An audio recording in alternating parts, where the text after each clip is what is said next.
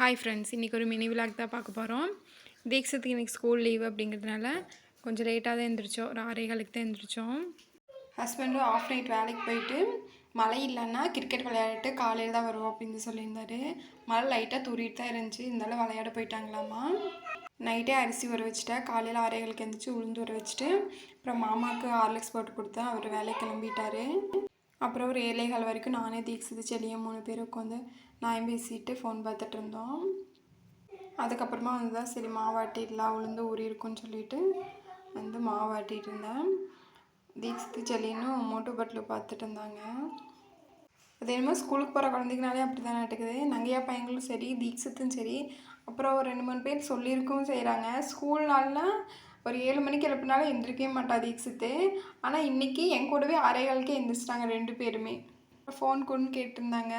அப்புறம் மோட்டு பட்டில் போட்டுட்டுனாட்டி பார்த்துட்டு உட்காந்துக்கிறாங்க. சாயங்காலமாக அம்மா வீட்டு நங்கையா வீட்டில் வருவாங்க. அதனால மாவாட்டி வச்சுட்டு அப்புறமா சாப்பாடு செஞ்சுக்கலாம் அப்படின்ட்டு இவங்க 2 பேத்துக்கு பால் ஊற்றி கொடுத்துட்டேன். குடிச்சிட்டு அப்புறம் அவங்க அப்பாவும் வந்தாச்சு. மழையில் நனைஞ்சிட்டே வந்தாங்க. அவங்களுக்கு காப்பி விட்டு கொடுத்துட்டு அப்போ தான் சமையல் செஞ்சேன்.